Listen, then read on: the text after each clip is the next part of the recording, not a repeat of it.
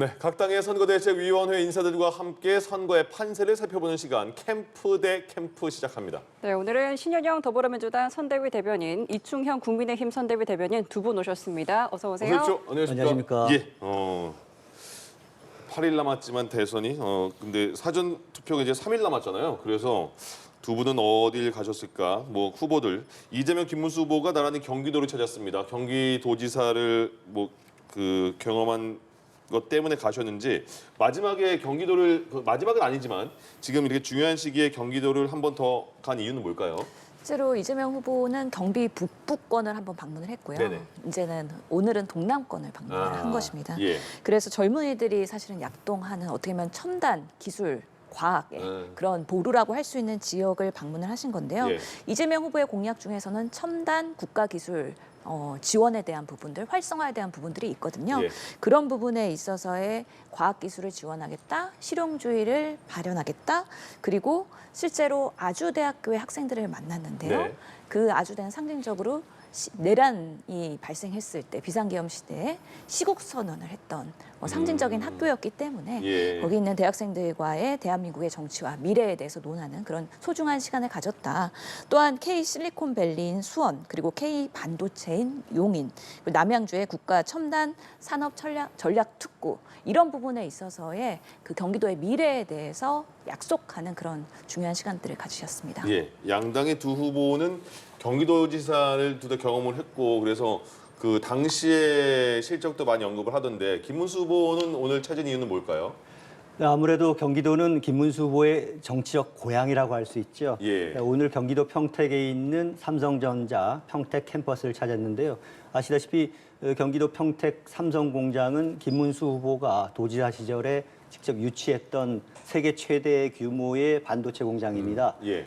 그동안 5년 동안에 삼성전자를 설득해서 삼성전자를 평택에 유치했고 당시에 평당 46만 원이라는 파격적인 가격으로 삼성전자에 부지를 제공하고 또 각종 인허가 문제를 신속하게 처리해가지고 반도체 공장을 지금 세계 최대 규모로 만들었죠. 예. 그래 당시에 그 삼성전자의 그 공장을 유치할 당시에 건설에 참여했던 인물들도 많이 만났었고요. 아시다시피 말씀하신 대로 이재명 후보와 김문수 후보의 공통점이 하나 있는 게 경기도지사를 예. 함께 경험했다는 것이죠.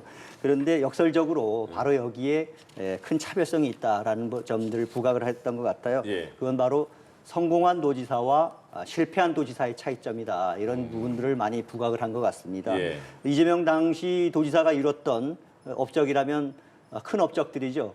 대장동 비리라든지 당군 일의 최대 업적이라고 할 수 있는 예. 비리 사건들, 백현동 문제라든지 예. 성남 FC라는 문제, 여러 많은 사람들이 구속되고 측근들이 의문사를 했었고 예. 그래서 그런 사업들을 만들어냈던 도지사가 이재명 후보였는데 김문수 도지사가 있을 경우에 그 많은 사업들, 판교 테크노밸리라든지 광교 신도시라든지 대장동보다도 훨씬 많은 큰 사업들을 벌였지만은 그 어떤 비리나 부정부패가 있은 적이 없었죠. 예. 구속된 사람도 없고요.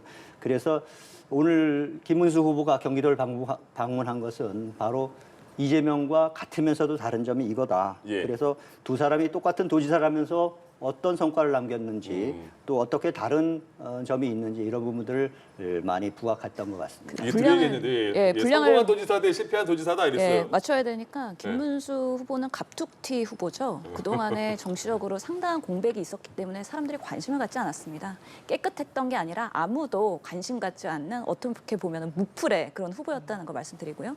경기도지사 때 유명하죠. 나 경기도지사 김문수인데 갑질 예. 사건 기억하십니까?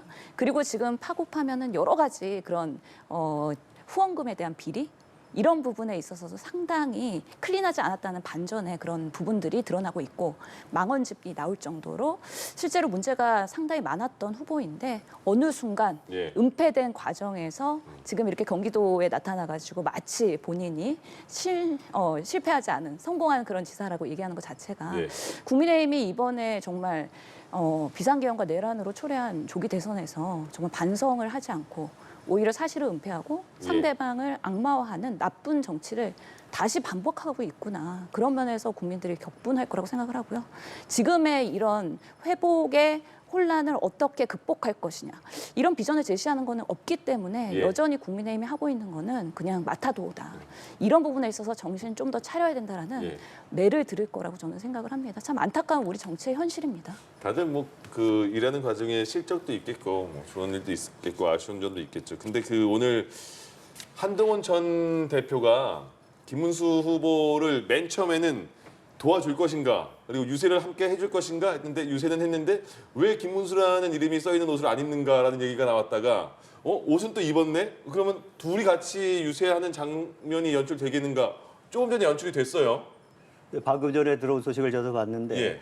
그동안 한동훈 후보가 선거 유세장에 나타난 것이 한 5일째라고 해요. 오늘. 예. 그리고 어제 처음으로 이제 김문수 후보 이름이 적힌 유세복을 입었었고 예. 오늘 저녁에는 저 화면에 나오네요. 네, 예. 서울 강북 도봉 지역에 단상에 무대에 다시 올라서 같이 손을 잡고 예. 유세하는 장면을 연출했지 않습니까? 예. 그동안 사실 김문수 후보의 경우에 경선 과정, 지난달의 경선 과정 그리고 최종 후보로 결정되는 과정에서 당내에서 많은 원심력이 작용을 했던 것이 사실이에요. 그래서 이제는 앞으로는 이제 선거가 많이 이제는 8일 앞두고 이제는 김문수 후보 중심의 구심력이 크게 작용할 것으로 보입니다. 예. 그동안에 3H라고 했었죠. 홍준표, 한덕수, 한동훈 이런 분들이 당내 인사에서 상당히 원심력으로 작용을 하고 있었는데 앞으로는 새로운 보수가 다시 결집하는 계기가 예. 될 수 있을 것 같고요.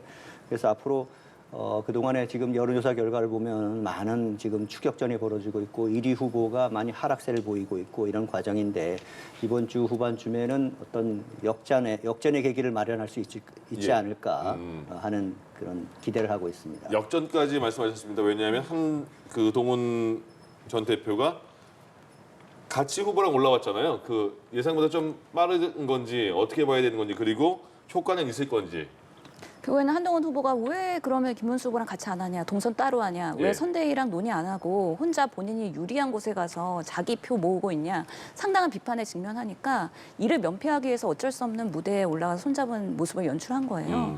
보수가 지금의 그런 탄핵, 비상계엄의 그런 원인을 제공하고 윤석열 전 대통령과의 결별을 하지 못한 채 여전히 구구 집단, 뭐 정광훈 집단, 부정선거에 대한 부분 이런 것들 명확하게 부인 못하고 있지 않습니까?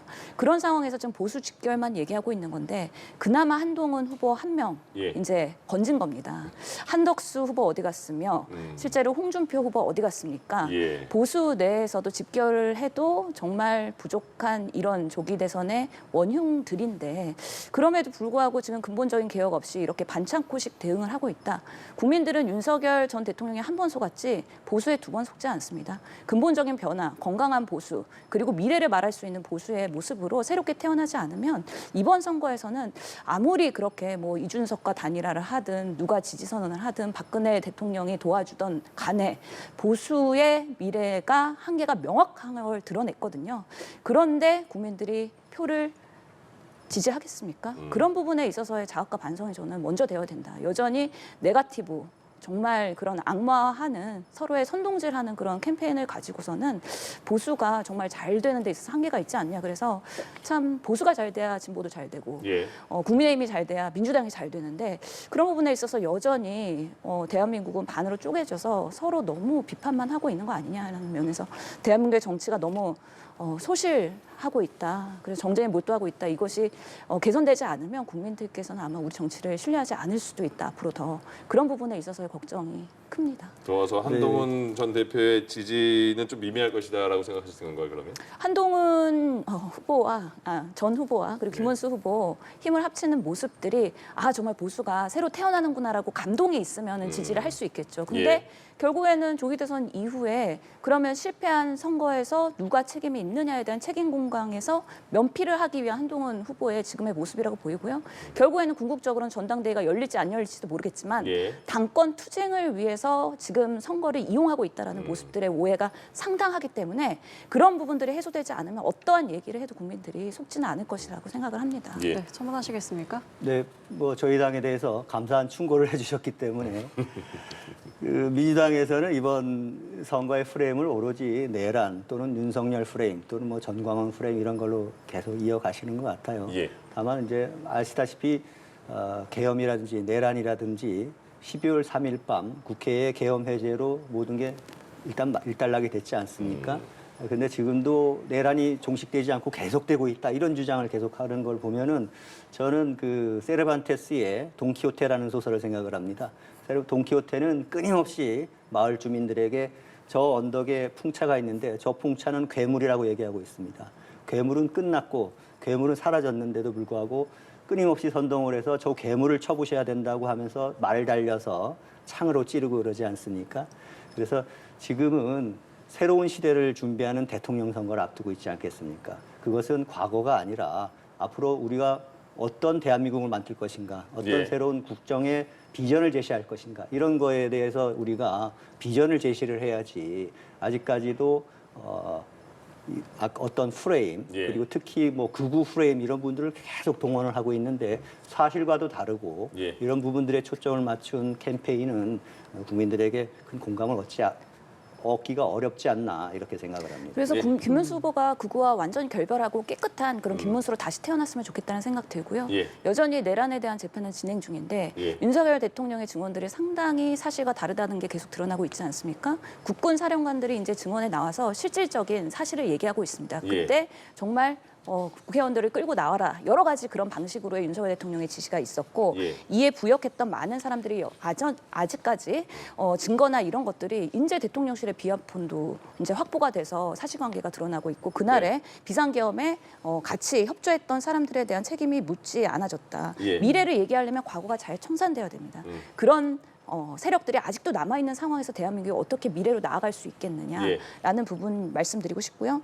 이상민 전 장관과 한덕수 전 총리도 이제 수사를 받게 되는데 예. 실제로 CCTV와 배치되는 증언들이 있다는 거 아닙니까? 네네. 그런 부분에 있어서 사실을 은폐하고 본인들의 책임을 회피하고 있는 이 비상계엄의 초래 원인에 대해서 명확하게 사과하고 예. 국민들한테 진상조사에 대해서 협조하는 것이 그리고 김건희 여사의 여러 가지 그런 부정부패에 대해서 예. 어떻게 국민의 힘이 제대로 청산할 것인지 이런 부분들이 명확히 나와야 그다음에 다시 한번 보수에 대해서 알겠습니다. 기회를 줄 수도 있지 않을까라는 국민들의 고민들이 시작될 거라고 생각합니다. 두 분 그 준비해 오신 거를 조금씩 좀 천천히 풀어주십시오. 지금 저희 1번 질문했는데 시간이 이렇게 훅 지나가 버렸네요. 예. 네. 이른바 거북섬 공방도 주말 사이 뜨거웠습니다. 이재명 후보가 경기지사 시절 2018년에 추진한 건데 경기시 흥시 거북섬 소재 인공 서핑장 웨이브파크 조성과 관련해서 치적으로 언급한 것과 관련해서 국민의힘과 이준석 후보가 실패한 거북섬을 자랑했다며 비판했습니다. 이렇게 좀 단순한 정책 평가를 넘어서 좀 고발전으로 이어지는 모습인 것 같아요. 네, 저는 이재명 후보님 말씀을 처음에 들으면서 좀 깜짝 놀랐어요. 왜냐하면 이제 거북선에 있는 웨이브파크가 본인이 경기도지사 시절에 인허가 절차를 정말 신속하게 처리해가지고 나의 자랑이다, 나의 치적이다 이렇게 자랑을 하셨는데 그 다음에 뭐라고 하시냐면은 근데 지금 장사나 잘 되고 있는지 모르겠다 이렇게 말씀을 하셨어요. 예. 이 말 들으면서 야, 이게 남의 말을 하듯이 참 무심하게 말씀을 하시는구나 이런 느낌을 받았거든요. 지금 요즘 거북섬 내에 있는 상가의 건물의 공실률이 87%, 90%에 가깝다고 하더라고요. 예. 그래서 카페나 음식점, 뭐 이런 편의점 이런 분들이 줄줄이 폐업을 해서 지금 거의 텅 빈 유령섬이 아니냐 이런 말까지 나오고 있는데 어떻게 이런 말씀을 하실 수 있는지 좀 이해가 안 가고요.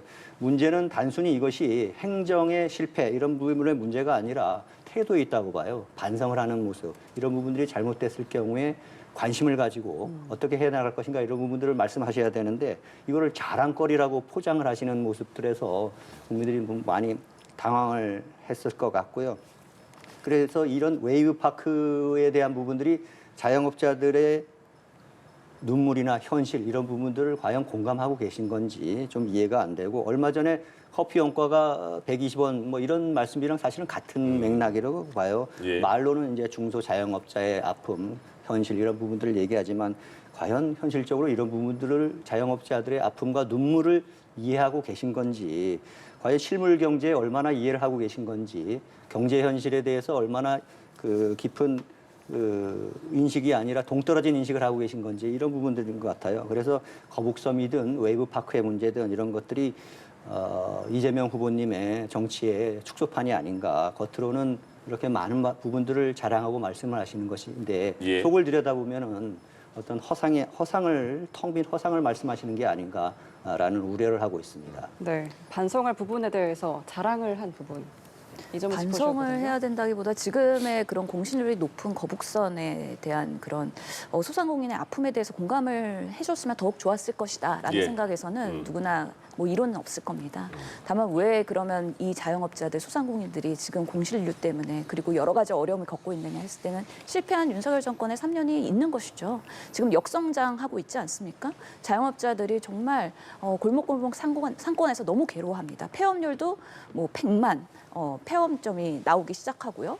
그런 방식으로 지금 민생경제 파탄의 원인이 어디일까를 보면 결국에는 국민의힘이 이 거부선을 가지고 또 경제를 공격하기 시작하면 파고파면 윤석열의 무능이 나올 것이고요. 또 코로나19 때 사실은 우리가 예상치 못하게 상당히 오랫동안 그 재난을 경험하면서 가장 피해를 봤던 그런 자영업자들의 눈물이 있었기 때문에 이런 부분에 있어서의 위로를 더 많이 해야 될 필요가 있다고 생각합니다. 토론회에서도 말씀하신 것처럼 코로나19 때 그런 부채 그들이 여전히 자영업자들한테는 큰 부담이 가고 있기 때문에 이런 부채 탕감이나 여러 가지 매출에 있어서의 보존 이런 것들에 대한 정책은 여야가 아니죠. 이제는 국민의힘과 민주당이 같이 합쳐서 목소리를 예. 내야 되는 부분인데 이거조차도 뭐 김문수의 진짜 경제팀으로 한다 그러면서 거북선을 계속 공략하고 이준석 후보가 거북섬에 대한 전체 뭔가 공실률이나 여러 어려움을 모든 게 이재명 후보 탓이라는 식으로 예. 잘못 페북을 썼다가 고치는 일이 발생하지 않았습니까?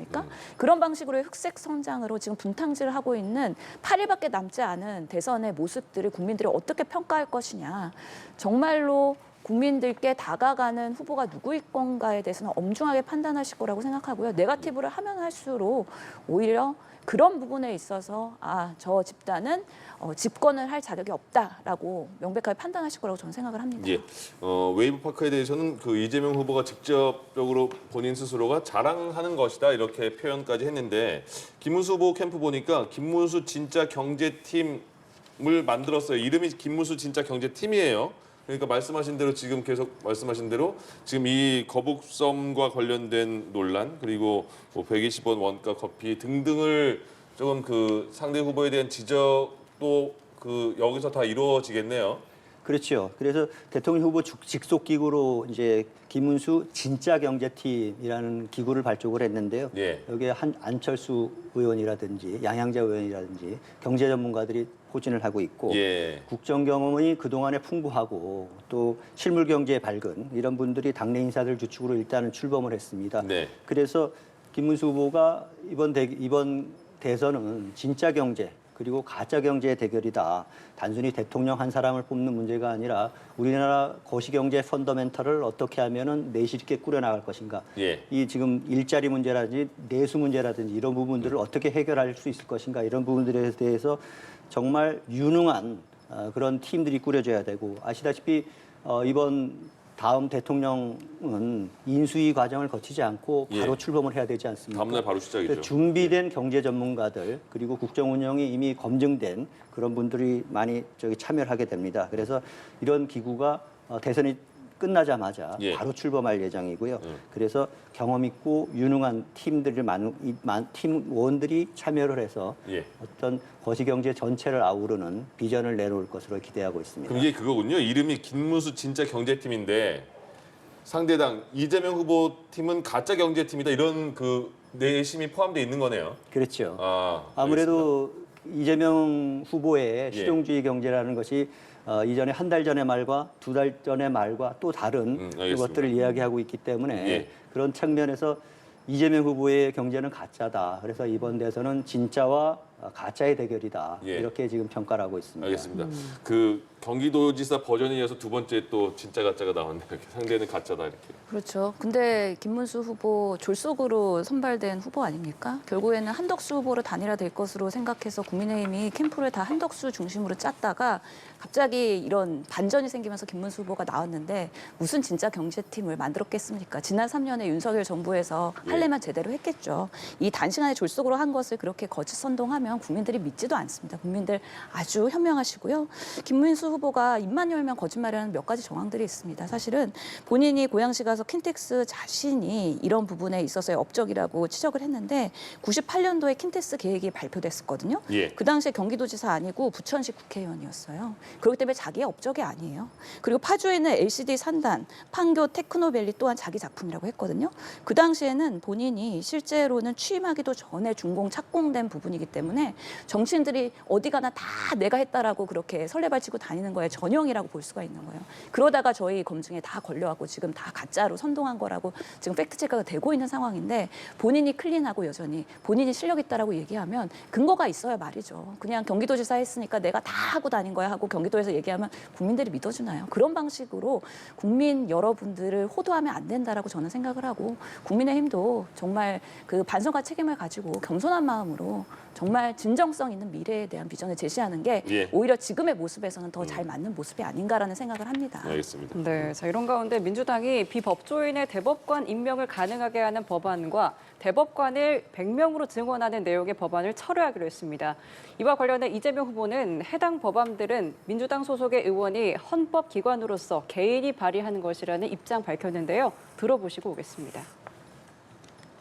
대법관 증언 문제나 대법관의 자격 문제는 당에서 공식 논의한 바가 없습니다. 지금은 사법 논란을 하지 말라고 제가 선대위에 지시를 한 상태고. 전 세계 어느 나라 대법관이 100명이 되고 이런 발상 자체가 정말 그는 방탄 발상. 저는 히틀러 독재라든지 많은 공산 독재도 연구를 했는데 이런 독재는 없었습니다. 네, 이 후보가 이제 당에서 공식 논의한 바 없다라고 밝혔고 김문수 후보는 애초에 법안 자체가 방탄 발상이었다라고 비판했습니다. 어떻게 들으셨습니까? 실제로 사법부의 개혁에 대한 부분이 만약에 정권이 출범했을 때 우선순위 과제가 되면 안 됩니다. 우리 국민들이 지금은 정말로 먹고 사는 문제에 대해서 너무 힘들어하시기 때문에 민생 경제에서의 성장과 유능함을 보이는 정권이야말로 5년을 안정적으로 운영할 수 있다. 그리고 지금의 3년의 실정을 극복하는 데 있어서의 해야 될 일들이 너무 많거든요. 예를 들어서 의료대란, 여전히 의과대학에는 학생들 돌아오고 있지 않고요. 예. 전공의들 사직하고서는 병원에서 없습니다. 그런 부분에 있어서 윤석열 정부가 망쳐놓은 여러 가지 의료 시스템, 경제 시스템을 회복하는데도 시간이 많이 부족하고요. 순차적으로 하다 보면은 이런 개혁 과제에 대해서는 사실은 우선순위에서 밀릴 수밖에 없다.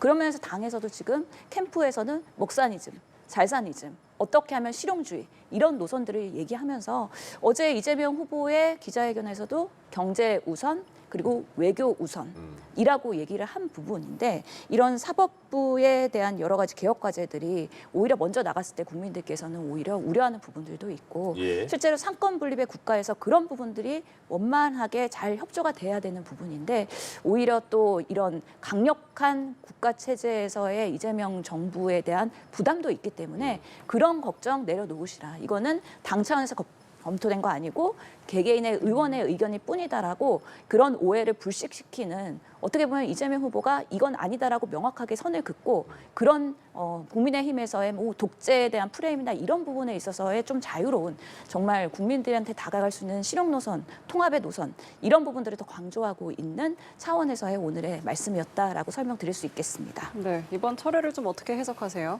네, 이재명 대표께서는 철회한다 이런 말씀을 하셨지만 국민들의 보기에는 국민들의 눈이 무서워서 꼬리를 내린 게 아닌가 뭐 이런 평을 내릴 것 같아요.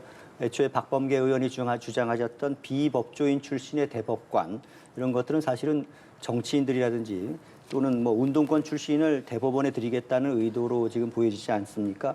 또 장두경태 의원은 또 대법관을 100명을 확대하겠다 이런 발언을 했는데 사실상 사법부의 친여 성향, 편향적인 인사들을 대거 채워넣기 위한 포석이 아니냐 이런 의심을 할 수밖에 없죠. 예. 그래서 오늘 뭐 사실 철회하기는 했지만은 이거는 단순히 해프닝이 아니다, 해프닝으로 끝날 일은 아니다 이렇게 생각을 들고요.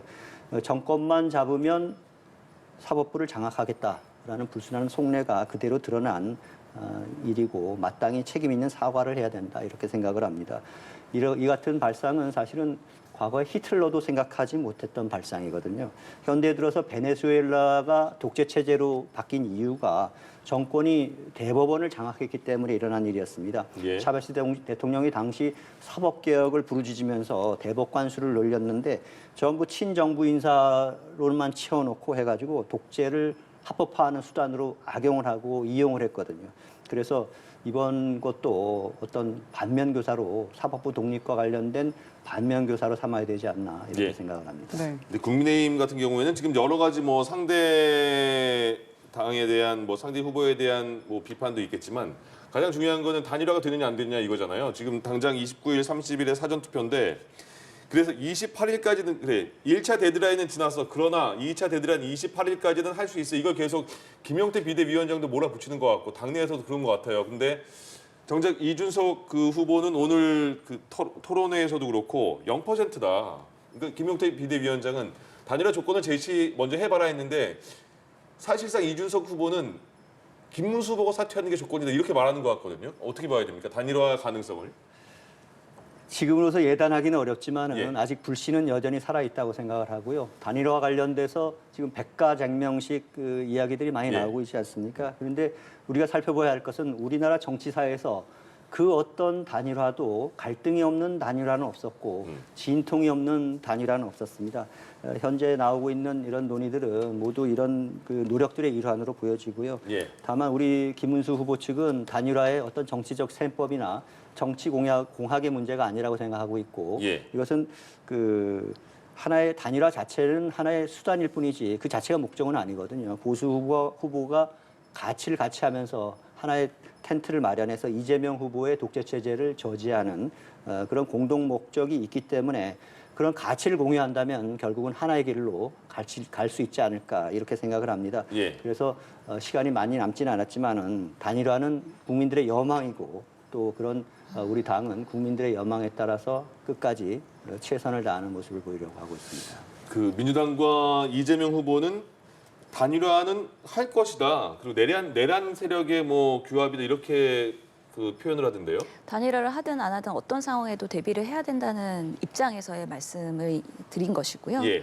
실제로 김용태 비대위원장과 국민의힘과 이준석 후보 간의 그런 단일화의 노력은 한두 번이 아니었죠. 뭐 당권 줄게 단일화다오 또는 국무총리 줄게 단일화다오. 이제는 통하지 않으니까 그러면 무엇을 주면 단일화 가능하겠느냐. 예. 이런 방식으로 굴욕적으로 국민의힘이 지금 구애를 하고 있는 부분들이 국민들한테는 굳이 감동을 주거나 아름다워 보이지는 않는다라고 생각을 합니다. 예. 결국에는 정략적인 요소로 인해서 어떻게든 보수가 결집을 해야 된다는 필요성 때문에 단일화를 이야기하고 있는데요.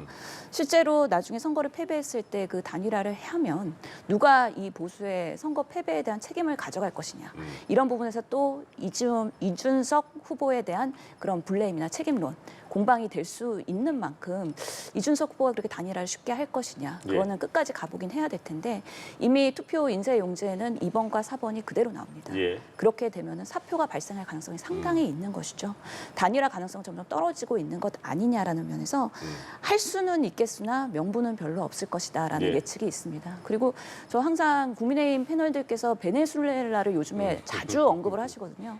대한민국 선진국인데 너무 베네수엘라 취급을 하시면서 국격을 떨어뜨리는 일은 우리 스스로의 정치가 후진국으로 가는 것이다라는 예. 면에서 좀 자제해 주셨으면 좋겠다는 개인적인 생각도 말씀드립니다. 알겠습니다. 네, 이렇게 단일화 설득전이 계속되고 있고 이슈도 계속되고 있는데 이준석 후보가 대선 완주 의지를 거듭 표명했습니다. 직접 들어보겠습니다. 제가 단일화 협상에 뛰어들어가지고 뭐 여론조사 경선 여행을 통해가지고 제가 이긴다 한들 저는 그 세력이 결국에는 어떻게 나올 것임을 잘 알고 있기 때문에 전혀 응할 계획이 없고요. 만약에 정말 이재명 후보를 막는 것이 대한민국을 위해서 굉장히 중요하고 그것을 위해 가지고 무엇이든 할 수 있다라는 국민의힘과 김문수 후보의 진정성이 있다고 한다면은 그냥 오늘 즉각 후보를 사퇴하시면 됩니다. 네, 이 후보는 계속적으로 단일화에 대해서 지속적인 동일한 메시지를 내고 있는 것 같은데 일각에서는 지난 2022년 대선 당시에 윤석열, 안철수 후보 간의 단일화 전례가 거론이 되고 있습니다. 극적으로 단일화가 이뤄질 가능성 있다고 보세요? 네, 당시 2022년 당시의 그 사례도 참고해 봐야 되고요. 역사상 모든 단일화는 막판에 이루어졌습니다. 그래서 지금 사전 투표가 이제 며칠 안 남았는데 그 이전이라면 언제든지 결단의 문제라고 생각을 하고요. 그래서 단일화 불씨는 여전히 살아있다 이렇게 생각을 하고 있고, 다만 이준석 후보의 입장은 우리가 존중을 하고 있고, 다만 이제 앞으로 며칠 남지 않은 기간이지만은 이게 단순히 두 사람의 단일화라는 것이 두 사람 간의 표수로 합쳐지는 문제가 아니라 예. 선지적인 의미가 크다고 봐요. 그래서 특히 중도층이나 부동층에 미치는 영향이 크고, 예. 그래서 현재 뭐 이준석과 김문수 후보의 표가 뭐 7대 3, 우리 7, 뭐 이준석 후보 3 이렇게 나눠졌다는 이런 표현도 하지만 두 분이 합쳐질 경우에 파급력은 엄청 크고, 그래서 두 분이 단일화를 해서 전국적으로 유세를 같이 한다든지 이럴 경우에 중도층에 미치는 영향도 크다고 보고요. 결국 이준석 후보의 결단에 단일화 문제는 걸려 있는 것 같고, 예. 아직 상황은 뭐 어렵지만은 우리로서는 끝까지 단일화를 위해서 최선의 노력을 다할 것 같습니다. 예, 그렇지 예. 못할 경우에는 결국에는 또 현명한 국민들께서 투표장에서 종국적인 단일화를 이루어주시지 않을까, 또 이런 생각도 하고 있습니다. 예. 단일화 가능성 어떻게 보시는지와 함께, 그렇다면 이 모든 과정이 좀 단일화 효과를 극대화하기 위한 전략이다 이렇게 볼 수 있을까요? 글쎄요. 단일화를 하게 되면 결국에는 그 이준석 후보의 표와 그리고 김문수 후보의 표가 보수를 찍는다는 보장이 있을까요? 결국에는 지금 이번은 조기 대선이 이루어지는 원인에 대해서 국민들이 크게 느끼고 있고, 예. 비상계엄과 탄핵에 대한 트라우마가 여전히 경제적으로도 영향을 미치고 있는데, 대한민국이 어떻게 이를 극복하고 앞으로 나아갈 것이냐에 대한 고민을 하면서 어떻게 보면 윤석열 전 정권과 국민의힘 보수 세력에 대한 심판론이 작용할 수밖에 없다. 그러면서 정략적으로 단일화를 했을 때 이준석이라는 제3지대의 그래도 청년 정치인이 결국에는 굴복하는구나 라는 판단을 하면서 예. 정치에 대한 혐오, 오히려 그런 부분에 있어서의 비판이 상당히 커질 수 있을 것이다. 그런 손해나는 단일화를 하는 당사자들이 오히려 더 현명하지 못한 판단을 하는 거라고 보이고요. 예. 국민들은 그런 모습보다는 질 때 지더라도 그리고 끝까지 완주를 하는 모습에 대해서 더 큰 기대를 할 것이고, 당연히 1위 후보인 이재명 후보에 대해서 비판과 견제가 이루어질 수 있는 거는 어쩔 수 없는 우리 정치의 현상이기 때문에, 뭐 2번 후보든 4번 후보든 그들이 다음에도 계속해서 정치를 하려고 생각한다면, 예. 그들의 당이 계속해서 살아남으려면 결국에는 야당이 되던 여당이 되고 싶다면 국민들한테 준비된 모습을 보여야 되는데, 지금으로서는 너무 졸속이다. 그리고 너무 그런 어떻게 보면 꼼수적인 전략만 보여주는 상황이 되기 때문에, 예. 근본적인 개선이 항상 동반되지 않는다면 지금의 단일화에 대한 효과는 시너지가 나는 게 아니라 오히려 반감될 것 같다라는 좀 우려가 있습니다. 알겠습니다. 지금 이준석 후보가 직접적으로 단일화 가능성은 0%다 이렇게 계속 주장을 하는 상황이라서 사전 투표 전에 어떤 그 움직임이 있을지도 기다려지게 되네요. 이재명 후보의 외교안보 정책을 보면 굳건한 한미 동맹을 토대로 해서 국익 중심의 실용 외교를 펼치겠다. 그러면서도 국방부 장관도 민간인이 맡는 게 바람직하다 이렇게 말을 했는데, 이거는 먼저 설명해 주실까요? 예, 오늘 이재명 후보가 외교 국방에 대한 부분에 대해서 또 국민 여러분께 약속을 했는데요. 결국에는 한미 동맹의 포괄적인 그런 미래 전략 관계의 수립은 틀리지 않는다. 예. 그리고 앞으로 더 강화할 것이다라는 이야기를 하신 거고요.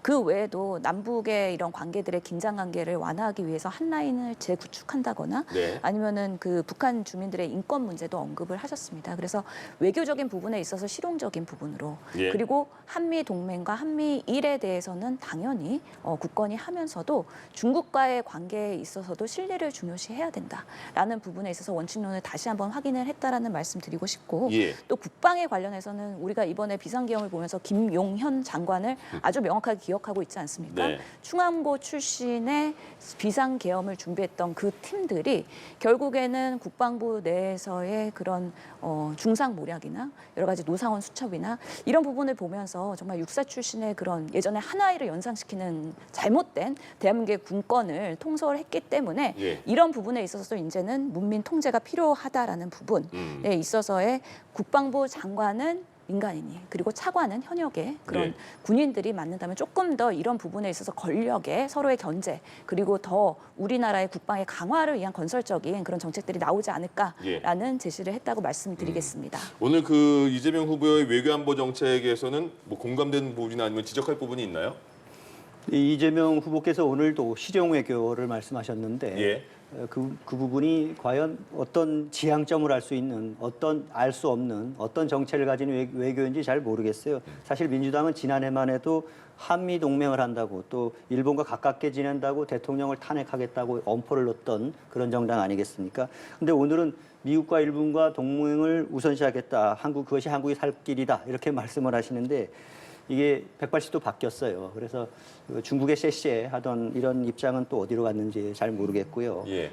외교 정책도 경제 정책과 마찬가지로 좀 일관된 모습, 국민들에게 믿음을 주고 신뢰를 줄 수 있는 그런 일관된 정책 지향점을 좀 보여주시는 게 좋지 않을까 이렇게 생각을 하고 있습니다. 그리고 이거 정정은 해야 될 것 같은데 네네. 180도의 뭐 외교관이 바뀌었다는 건 전혀 사실이 아니고요. 예. 기존에도 한미 동맹 강화에 대해서 민주당도 계속해서 지속 얘기했는데 윤석열 정권의 그런 굴욕 외교.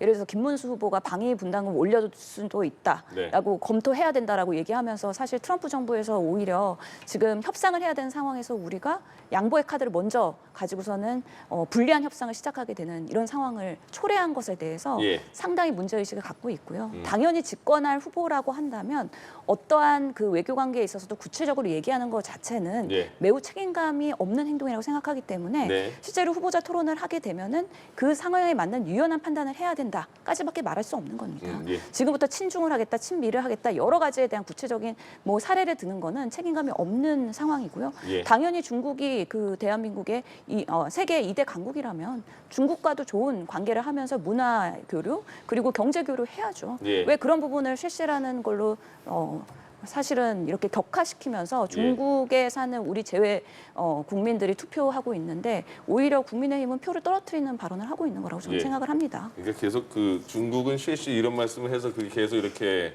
그 걸리는 표현이었나 봐요.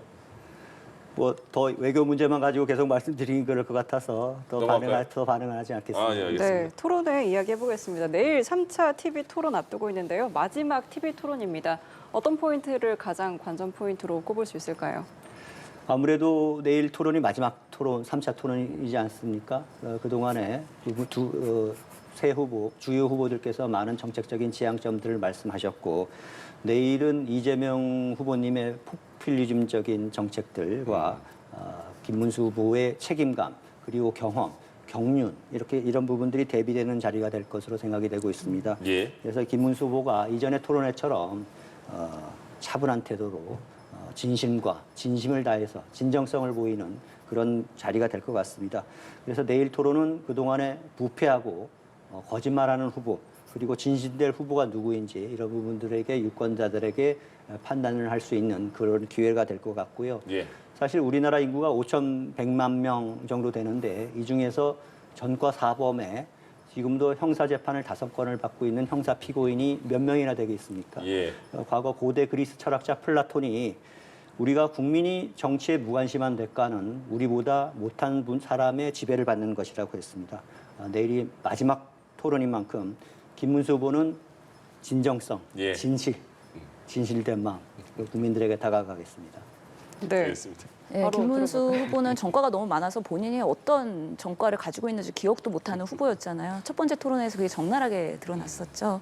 그만큼 민주화 노후하고 관련 전과를 그렇게 말씀하시면 안 될 것 같습니다.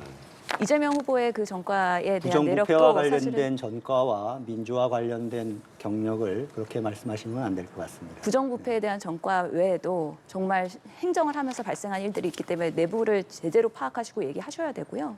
실제로 이렇게 상대를 폄하하는 나쁜 정치의 전형을 김문수 후보 측에서 보이고 있기 때문에 국민들께서 내일의 토론회를 통해서도 김문수의 무능함 그리고 실제로는 공격밖에 할 게 없구나. 대안이 마련되지 않은 준비되지 않은 후보라는 모습을 적나라하게 보실 거다. 근데 내일은 정치에 대한 부분이거든요. 예, 예. 그렇다면 국민들이 바라는 후보, 대통령 이재명은 누구일 것인가. 결국에는 우리나라가 반으로 쪼개져 있기 때문에 갈등과 분열을 초래하는 네거티브 후보가 아니라 통합과 포용을 이야기하는 후보에게 더 높은 점수를 실제로 줄 거라는 생각이 듭니다. 예. 그리고 또 개헌에 대한 부분에 있어서의 토론이 당연히 어떤 방식으로의 개헌이 바람직한가에 대한 그런 건설적인 토론이 좀 이루어졌으면 좋겠다는 생각이 들고 예. 결국에는 우리 정치 개혁에 대한 부분들은 상당히 있거든요. 선거제 개혁이라든지 항상 반복되지만 해결되지 않는 많은 부분들이 있기 때문에 정치가 우리의 국민들의 삶에 매우 중요하고 우리 국민들이 정치를 잘하고 응원하기 위해서 우리 정치인들이 어떻게 더 많은 제도와 개혁 과제를 가져갈 수 있을지에 대한 예. 조금 더 현실적이면서 실용적인 토론이 됐으면 좋겠다라는 기대하고 있습니다. 두 분 나가셔서는 웃으시면서 인사하시면 좋을 것 같네요. 예, 처음 뵙기 때문에 마음도 잘 처음 안 뵙겠어요? 근데 굉장히 강하시네요, 두 분 다.